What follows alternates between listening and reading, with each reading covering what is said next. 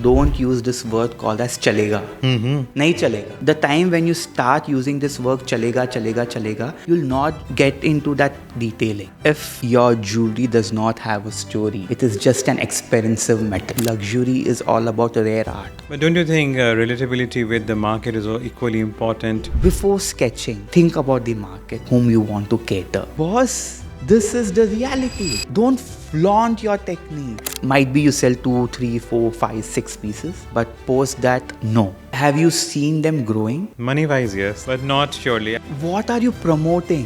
Whom are you promoting? AI should be your assistant. You should not become your AI's assistant. You have to be a person who looks at the cloud and come up with a design. Diamond merchant or a jeweler. I want to be known as a person who does storytelling through jewelry.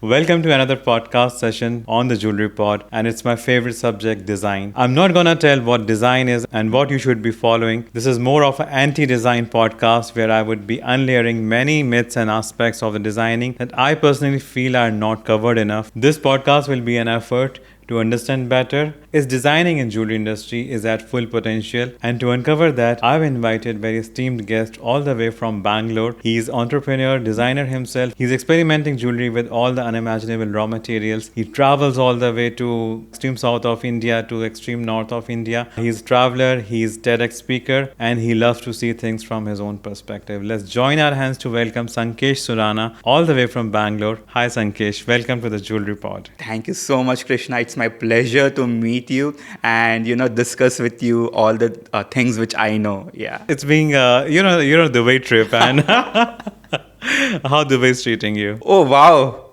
my skydiving was crazy. So yeah, Dubai is treating me very well.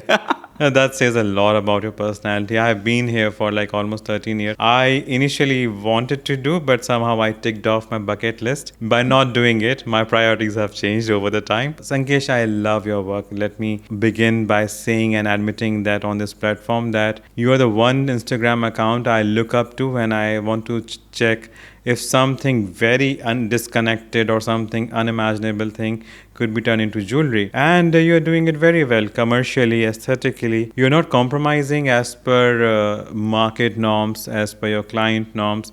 You're a creator. So you're creating it first and then your clients are responding to it. How is it going so far for you? Journey has been great. I personally, being frank, because you said so much about me, I really don't go behind viral designs or I really don't run behind trends. Yeah. What I thoroughly believe is if you are able to convey the message what a wearer wants to tell or portray, your job is done. And that's what makes a designer a good designer. And that's the path which I generally follow. And it has helped me so far. I enjoy traveling. I just spoke about the skydiving, which I did yesterday, and it was just me and the sky, and you get to learn so much about yourself. So when you travel, you get a lot of inspiration, you meet new people, you get into different market, get to know about them, and that all this knowledge which you get on ground is what we put on the paper. And that's what makes a designer. A designer is not a person who sits in, inside a four-wall room and, just hold a pen paper and just do something and just submit it. That really doesn't click well.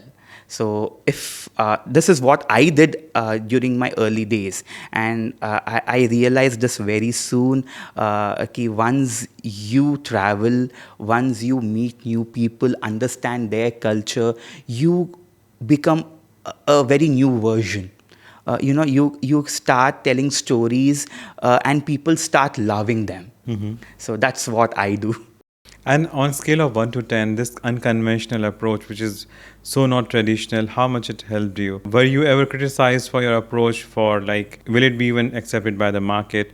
Or, it's consuming so much of gold or diamond or color stone per se. But you stick to your thoughts and your decision and it finally performed well.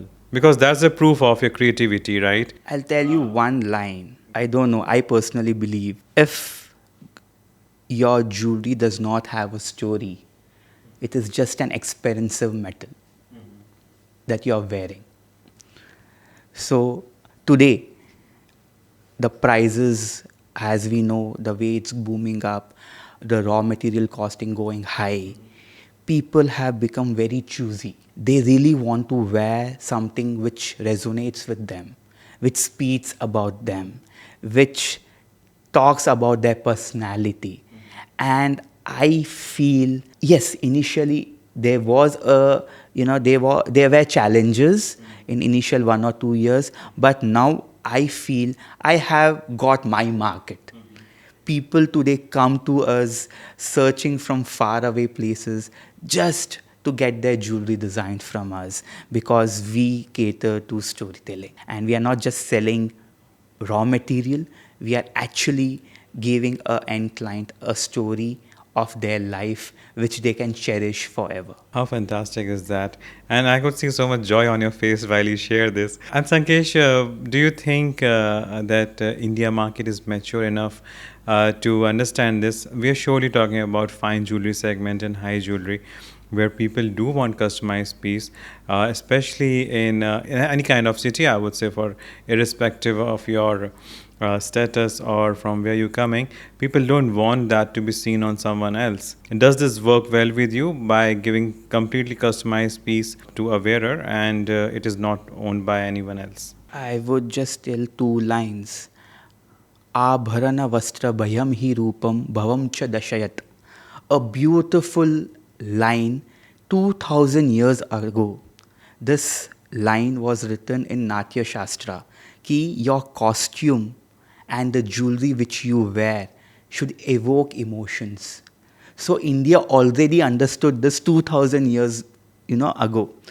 So now we are just following those footpaths and people are enjoying. And I guess these two lines have answered your question. It does. Beautifully, it does. Words from Natya Shastra, right? Yeah. And I could see this movement picking up really fast.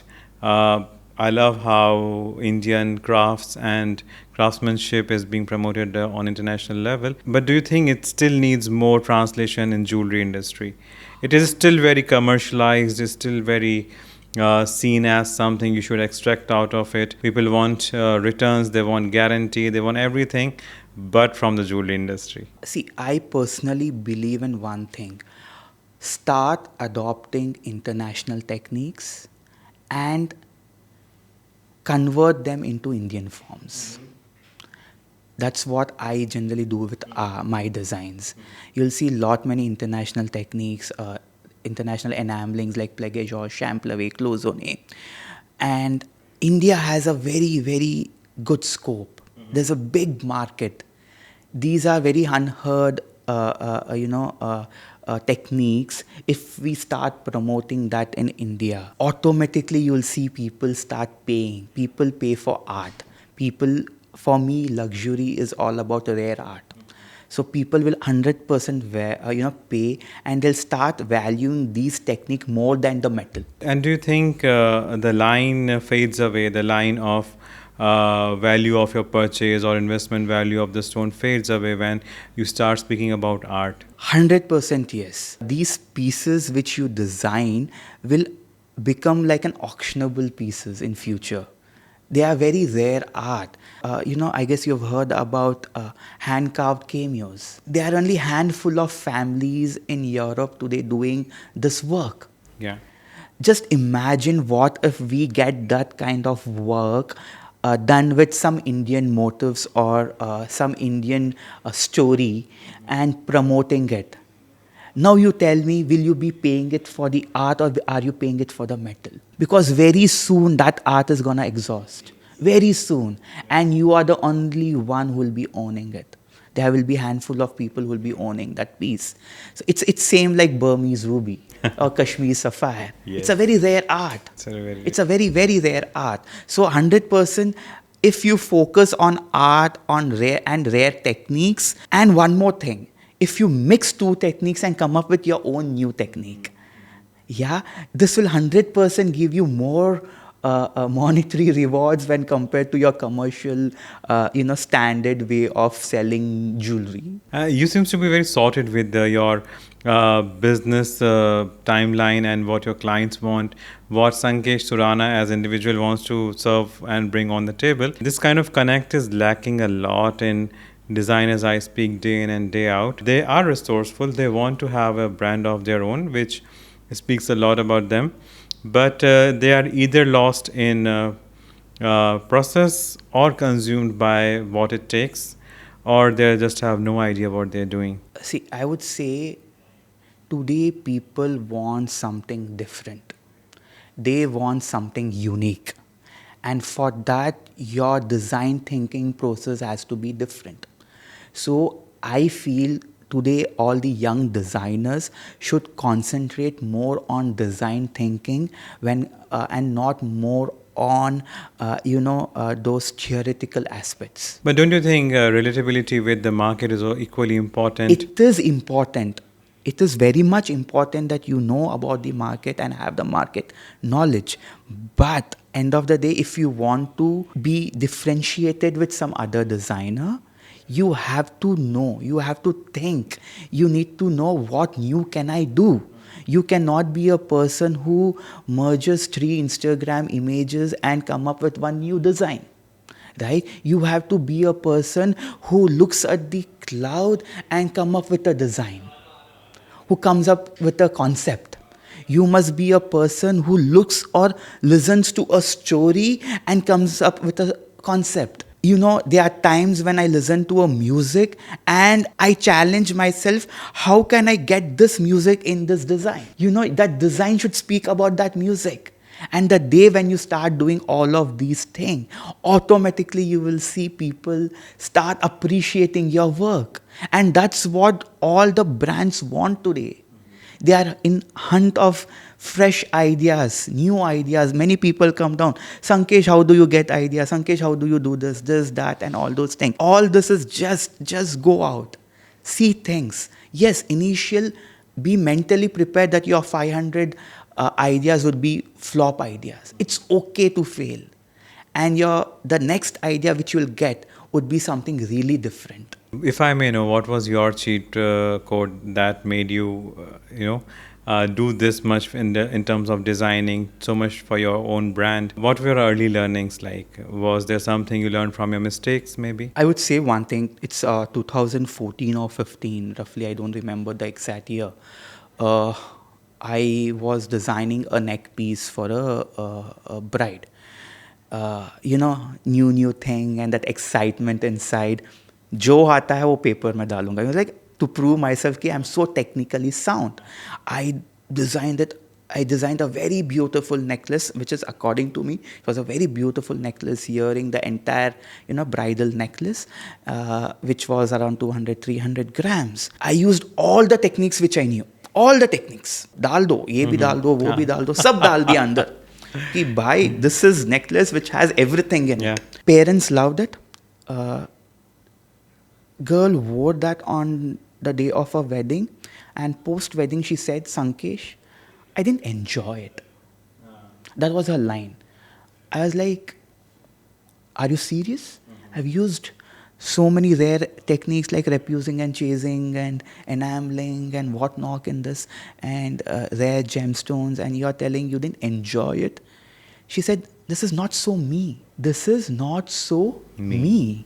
These 4-5 words changed my entire thinking process. Ki boss, this is the reality. Don't flaunt your techniques. Show what, design what your client wants. Design story and add techniques according to that story. सिर्फ अपने आप को prove करने के लिए you can't stuff in things. And this was my earlier mistake which I did in 2014-15, which shaped me today. Today, just to tell about this jacket, what I'm wearing. 2 months before, for my designer's trail project, I was in Hampi. I just saw a few stones. Hampi is known for stones which are like 2,000, 3,000 years old. Just picked up few stones from there. and I was like, कुछ तो बनाऊंगा इसका. You know that curiosity thing. I'll do something out of it. You know, I made the buttons out of it. Oh, seriously, wow. I didn't even notice until you said, right? This is something me. Yeah. This is for me. I enjoy wearing it. I really don't care about trend. You know, I feel I'm carrying a piece of heritage, a piece of, say, history along with me. That makes a lot of sense on so many levels. Yes. Everyone sees what's good in this for me, and I think that sorts you and answers you most of your questions if you're ever in doubt. I could be full of value, and you could be coming with a full cup of value to me. I'm full of value and I'm sitting with you, but are we able to share that cup? Are we able to share that bond? How good you are for me, for my stuff, that's where we start exchanging. So true. So true. And do you think this could be learned by some techniques, or you actually have to get your hands dirty and then you learn? It comes with a negative experience, it comes with time. See, I would personally say initial stages of your career, start doing things, start experimenting things, and then sort it down, funnel it down. Ki, this is what is me. This is me. You know, these 2-3 things is something which defines me. And then start working and polishing yourself every now and then. Keep upskilling yourself. You really cannot go to any institute, stay there for like 3-4 months, and then come out and say, Ki, I am a designer. No. You have just learned 0.5% of what actually is the market. In your design schools, you actually end up learning only theoretical things. You are learning only books. It is good. That is also required. But your main game starts when you personally start working. I suggest all my designers and my friends ki work with a designer who resonates with your style. Work with him, stay with him for a year or two, understand, deep dive more, learn more, take up projects accordingly. Just to tell you one thing, recently we did a beautiful project for a very reputed brand, and the collection was named Srinivasa Kalyanam. How Lord Balaji got married to, goddess, and the entire story had to be depicted. I'm talking about, something which is not so me. But, this gave me an opportunity to go to Tirupati, understand the story, come up, learn about that. It took us around 6, 7, 8 months to develop that concept. And it's all okay. And today, people who are owning that piece are like, this is something which I'm not going to melt for my life. Right? This is the work of a designer. Mm-hmm. To learn, to understand, and to come up with something which is something very different. Mm-hmm. It's something very, very unique. So I generally tell all the designers the same thing, ki explore. And that is the biggest learning. Till the time you don't explore, you will become that rendering artist who is very good in drawing. Today, the technology is so great that drawing just takes 5 minutes. I tell everyone, spend more time on thinking. And design thinking is a process. There are steps which we have to follow. And ultimately, once you start doing that, designs will come like instantly. There are many times when we have a challenge, ki 1 minute mein come up with a design, 30 seconds mein come up with. We do this in our studio. Yeah. It is fun. Yeah. Because once you start doing that, it's very easy for you to come up with concepts and ideas.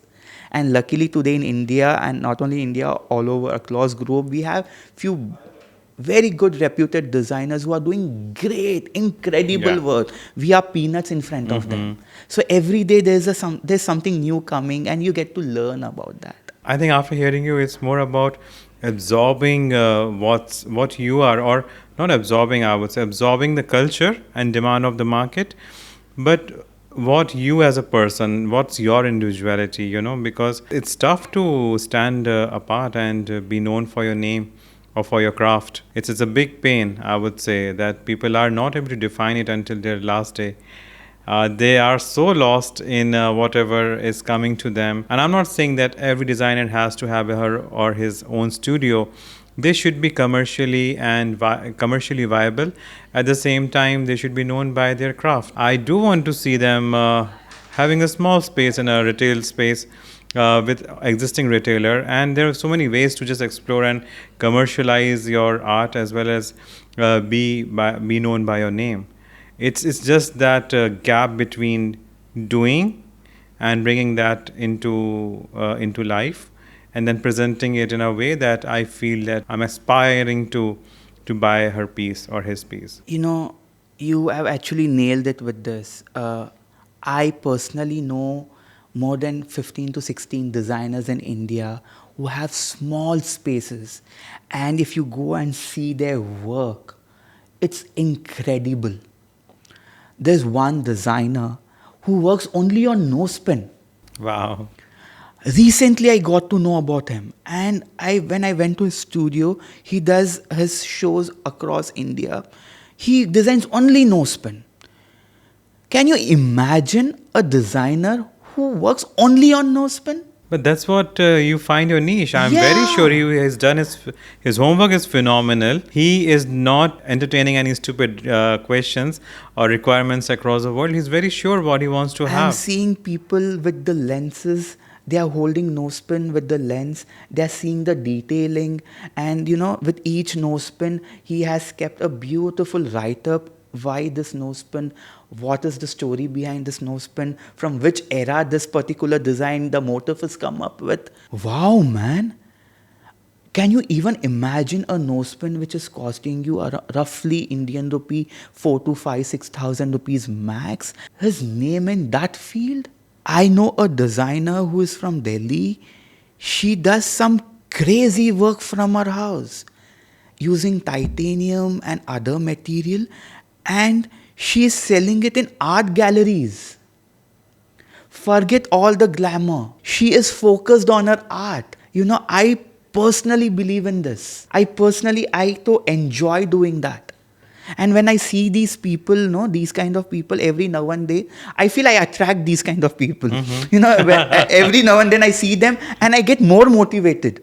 Ki boss, whatever I am doing, I think I'm sure I'm on the right path. That's the beauty. As you said, space doesn't matter. Your work matters. The idea Right. matters. It can be a small garage or it can be a small 100 feet ka room. But if your work is different, people will fly across and come down to you to just see your work. So yeah. It's more of a narration as well, which is lacking in the market, Sankesh, that there are some pre-notions about being an established designer, being a established artist. You need to be in some shows, you need to be in some shop, you need to be have some kind of Instagram presence. No, art is above all kind of parameters that define a designer or an individual. For me, everything boils down here. Often talking about plagiarism, we see like ruthlessly designs copied, be it international brands or other reputed designers, and they keep it under the drawer and they say, let me show you an exclusive piece. This is happening at the speed of light. Do you have anything to say about this? See, Krishna, I'll be very frank with you. Initially, there were few mistakes which are also been done by me. Out of that easy money or easy fame in the initial stages of the career, you somewhere push yourself and you end up doing these mistakes. But what I realized is this is not the way. Might be you sell 2, 3, 4, 5, 6 pieces, but post that, no. I'm so lucky enough that I had few people from the industry who actually pointed me out. Sankesh, the one which you have sent or posted, it is not your design. How could you label? I'm talking about the initial stages. And then they called me, let's have a meeting. And she literally explained me, Sankesh, I see a bright future, coming up. Why do you want to spoil by doing this? Yeah. There are ways if you start training yourself, if you start adopting things, you will automatically start coming up with concepts which are better than this. As you said, what is happening about the copy thing and stuff, I feel the day designers realize the way I did, they'll 100% stop copying. It's also not about, you said you're very blunt and you're very honest in admitting that you had your you had your quota of early mistakes and you learned from it, you evolved, and now you don't do it anymore. Or everyone wants a easy cash. It is definitely a easy cash source. I don't deny that. However, when we have a very famous dialogue like, मजबूर में शुरू किया था फिर मज़ा आने लगा. That is a psychology of many other businesses, not let alone designers. Those who specifically just do this. But have you seen them growing? Money wise, yes. Money wise, yes. But not surely. Nobody would aspire to go to you. There would be 10 others like you. I myself see my designs, people going to some other boutique owners or jewelers and asking them, can you make this? One more thing actually, just to add on. As a designer, start using such techniques that people cannot even replicate. Right. That makes more sense, right? Start adopting things which is like, bhai, एक design के लिए तो I really cannot go to Europe, or I can't go to XYZ person to get this piece done. So this is one more way wherein you can do things which people can really not copy that easily. Yeah. And people who wanna copy, they will copy. One thing which I always believe and tell to my designer friends, ki your brain will not stop working. So don't worry. Don't get into these legalities, all these courts and lawyers, and you'll get stuck over there. Think on things which is really, different, which is something very unique. I am not sure if I can label, but I am labeling one person, Sabyasachi. Yeah. People are copying. Every second showroom today has that Sabyasachi ka logo ka pendant, earring and everything with them. He doesn't give a damn. Right? Because he's made his identity. Cartier. Yeah. They have made their identity. So you need not worry about people who are copying. You have a bigger vision, you have a bigger mission to solve, you have bigger problems in your life to handle. Stop that. And start upskilling yourself and start learning and start coming up with different concepts. They're so true to their creativity that they don't have even time to give attention to all these. You'll see people fighting, and it is wrong is wrong. Yeah. If I've copied someone, I am wrong. Might be you've earned money, but somewhere deep down you know that you have copied and this is not your concept. You really cannot go and explain people and fight for justice. And by doing that, you're just making yourself more depressed, is what I feel. So, Beautifully explained, Sankesh. And if given a minute and you can explain what everything that design is not comprised of, what would you have to say? I guess in 15-20 seconds I can tell this. Please. What is a jewelry? What is jewelry? What you just said in the beginning in Sanskrit. Emotion, a wearable emotion is called as jewelry for me. You're wearing an emotion, your emotion. So that is jewelry. So I guess I've answered your question. But people have got it wrong. This is what I'm trying to explore with you, that there are gaps. For example, how should I say? There's an upcoming designer who got sorted his designs and art that this is a kind of collection he wants to launch. But on scale of 1 to 10, I'm very sure that particular manufacturer don't want to spend his time or invest his energy in that designer, because still there are some missing gaps of information, technicality of the drawing, and the concept of the designer is not clear. This is a plight of the market. This is a plight of maximum designers, that they are not able to translate fully, commercially and aesthetically their design, and they don't get support of good manufacturers. See, I would say whenever I personally design, I think about two things. One is concept, and second is technicality. So 50% of your idea and 50% of the techniques which has to be involved, let it be your manufacturing technique or any particular enameling technique or any other technique which you are using. You should name yourself a designer only when you have both the skills. Just by learning rendering and CAD, you're not a designer. or just by sketching well, you're not a designer, or just by thinking good, you're not a designer. It is a package. Designer whom you're speaking about might be his sketches are good, might be his idea is good, but is it practical? No. Then 100% will not work. Might be the sketches are good, even the designs are practical, but is it market fit? That is also an important question. If not, then find your market. If not Dubai, go to somewhere else. If not, somewhere else. Find your market. And I always also believe in one thing, ki before sketching, think about the market whom you want to cater. If you are catering to XYZ country or XYZ reason, in Bangalore only, I'll tell you, South Bangalore is very different, North Bangalore is very. Such a small city, when compared to other places. Bangalore is a smaller place. You have South Bangalore, North Bangalore. South Bangalore taste is very different. North Bangalore taste is very different. The pieces which I can sell in Lavelle Road, I can't sell those pieces in Malleshwaram. The one which I can sell in Malleshwaram, I cannot sell in Jayanagar. All are different markets. So you need to know your market fit before designing. You need to know about technicalities before designing. Then start sketching. You are not doing a painting. You are not doing anything to, frame it and keep it in your hall. You are doing something which people have to wear.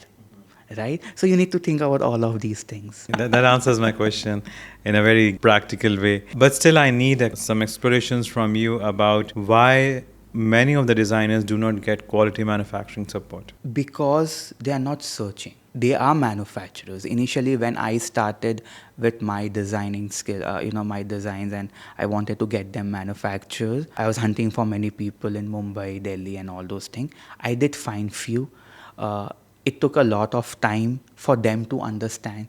Believe me, it took more than 4 to 5 years. There are many designs still kept in my cupboard as it is, because I really could not find manufacturers who can design those pieces for me, right?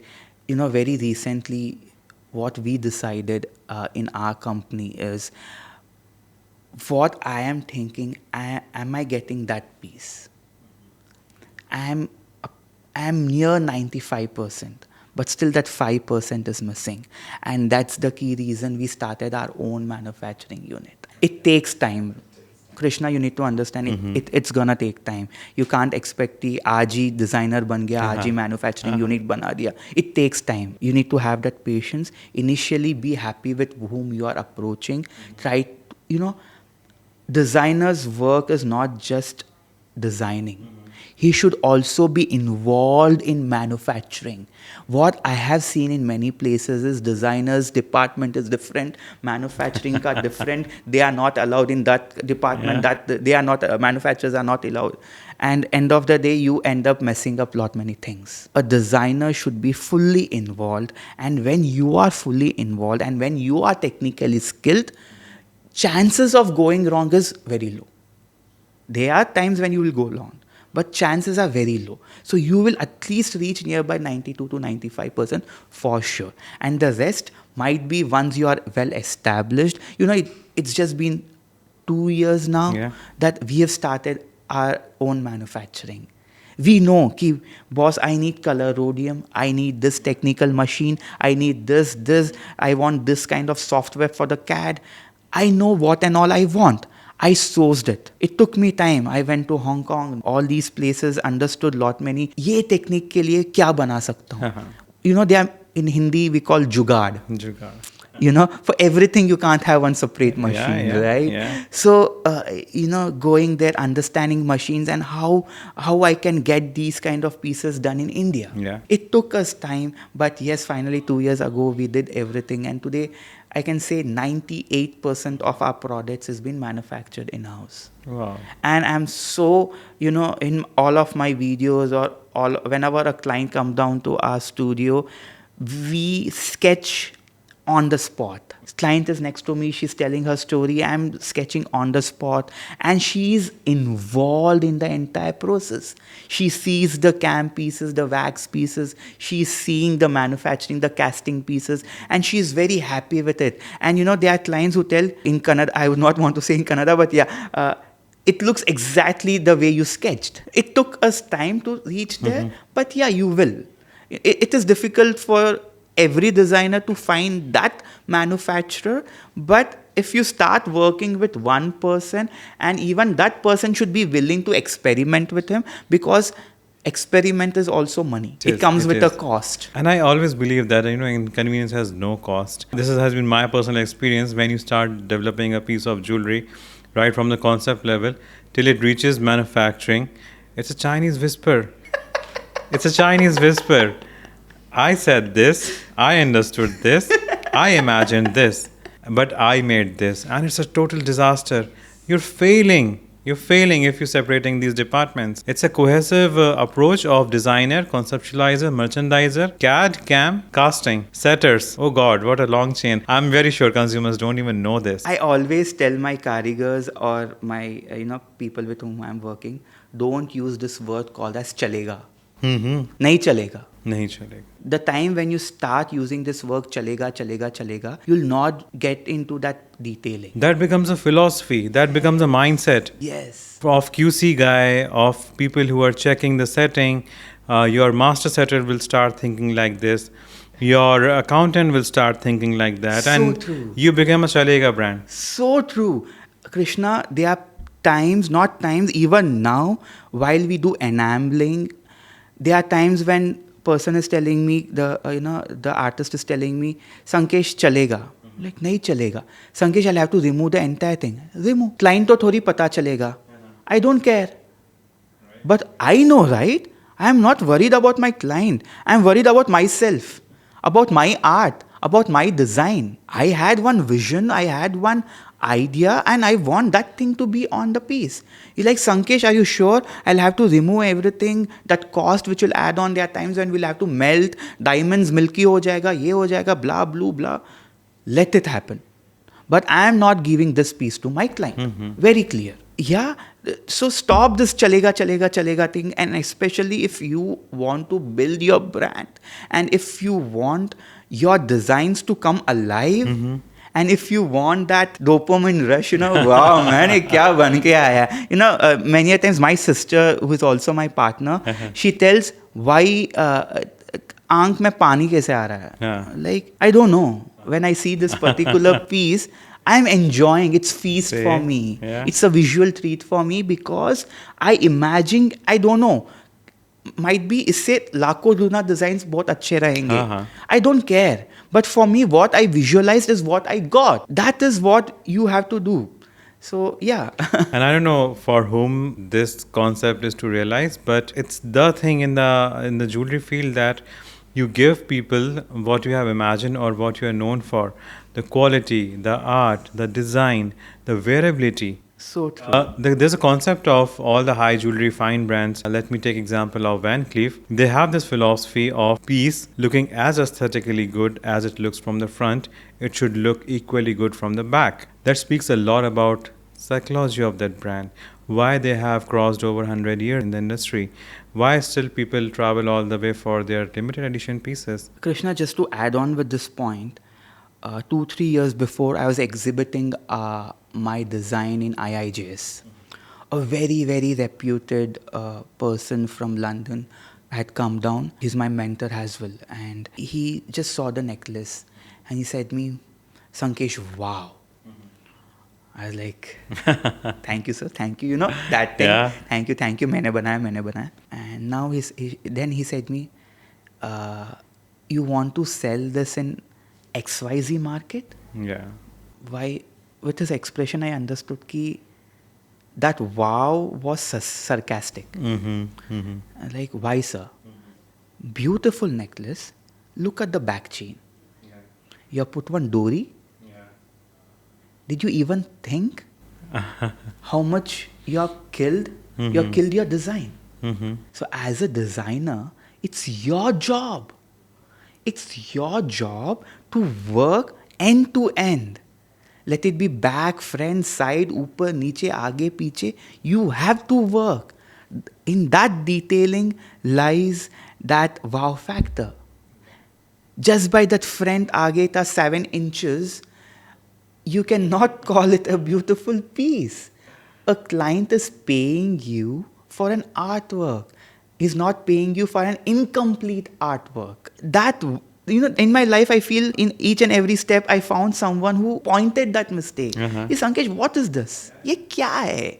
So accept that. I accept it with all open Yeah. arms. Even today, I am doing lot many mistakes. All with the open arms. I love my critics. I keep them so Yeah. close. They don't even get to know that they are my critics.